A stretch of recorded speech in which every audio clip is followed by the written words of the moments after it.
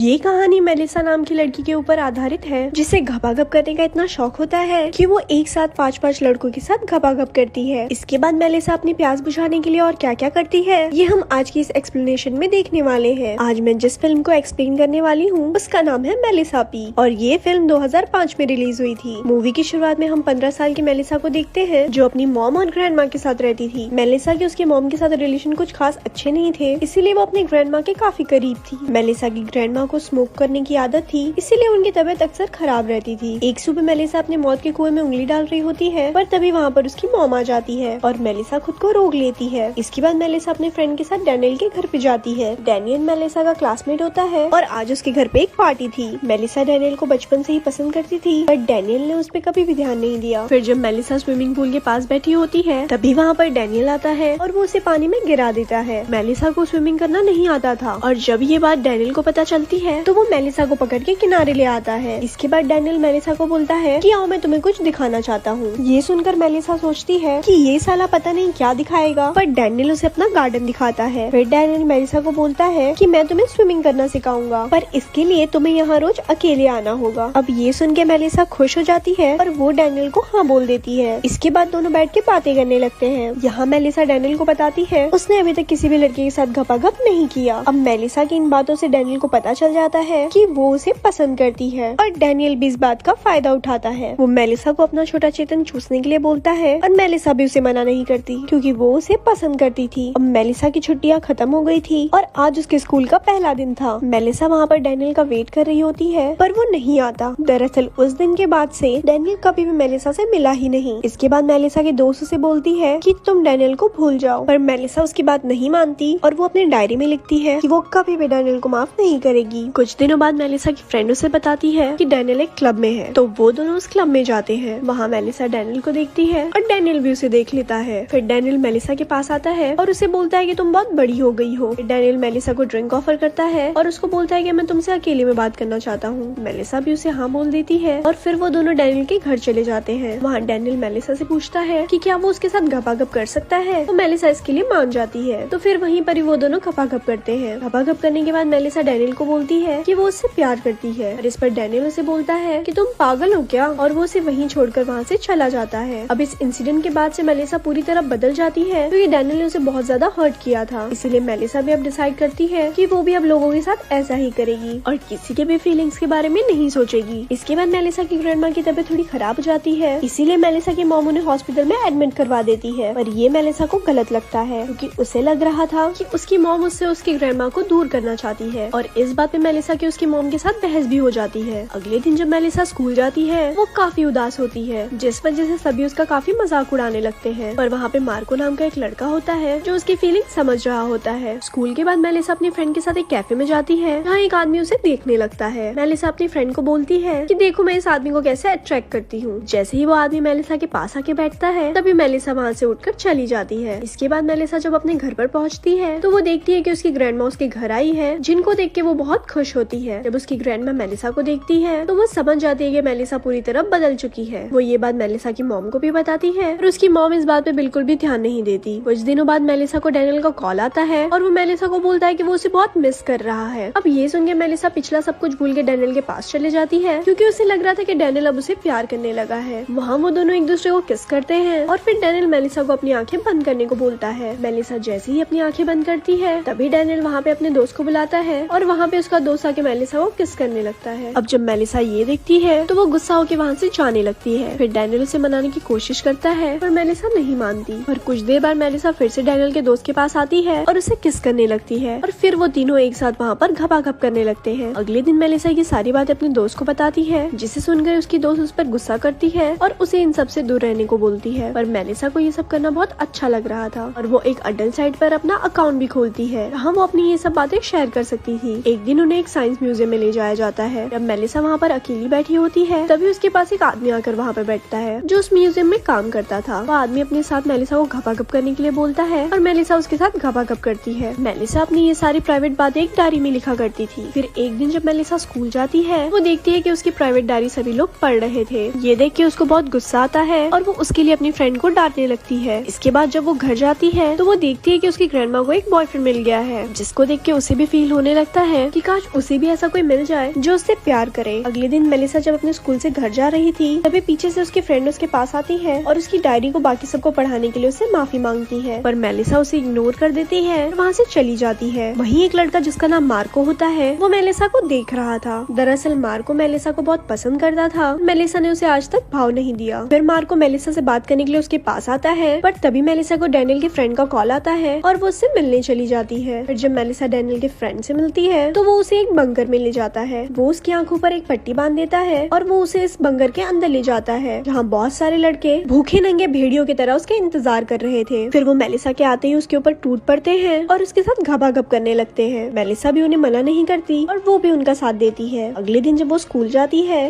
तो सभी स्टूडेंट उसे देखने लगते हैं और उसका मजाक उड़ाने लगते हैं और मेलिसा सोच रही होती है कि उसने जो भी किया उसे उसका कोई भी पछतावा नहीं है और वो बिल्कुल सही है। एक दिन मेलिसा की मॉम उसके कमरे में जाती है और वहाँ पे वो उसकी डायरी पढ़ लेती है। फिर वो मेलिसा को कॉल करती है पर मेलिसा उसका फोन नहीं उठाती। दरअसल मेलिसा एक आदमी के घर पे घपाघप करने के लिए गई हुई थी। फिर जब मेलिसा की मॉम इस बारे में मेलिसा की ग्रैंडमा को बताने जाती है, वहाँ पहुँच के उसे पता चलता है कि मेलिसा की ग्रैंड मॉम अब इस दुनिया में नहीं है। अब ये सुन के वो बहुत ज्यादा हर्ट हो जाती है, रोने लगती है। फिर जब मेलिसा अपने घर वापस आती है तो उससे उसकी मॉम उस डायरी के बारे में पूछती है, जिस पर मेलिसा उन्हें बोलती है कि डायरी में जो कुछ भी लिखा है वो सब सच है। ये सुन के उसकी मॉम को बहुत ज्यादा हर्ट होता है और उसे इस बात का पछतावा होने लगता है कि वो मेलिसा पे ध्यान नहीं दे पाई। इसके लिए मेलिसा की मॉम उससे माफी भी मांगती है। अब मेलिसा को भी गिल्ट फील होने लगता है और तब से वो अपनी सारी गंदी हरकतें बंद कर देती है। कुछ दिनों बाद मेलिसा जब स्कूल वापस जाती है तो वो वहाँ पर देखती है कि डैनियल अपने दोस्त से लड़ रहा है, क्योंकि उसी की वजह से मेलिसा ने एक साथ 5 लड़कों के साथ घपाघप किया था। तभी डैनियल मेलिसा को देख लेता है और उसे बात करने की कोशिश करता है, पर मेलिसा उसे इग्नोर कर देती है और वहाँ से चली जाती है। फिल्म के लास्ट सीन में हम देखते हैं कि मेलिसा की लाइफ अब पूरी तरह चेंज हो चुकी है। अब वो अपनी मॉम के साथ बहुत ज्यादा खुश है और इसी के साथ ये फिल्म यही खत्म हो जाती है। ऐसे ही और स्टोरी सुनने के लिए हमारे पेज को लाइक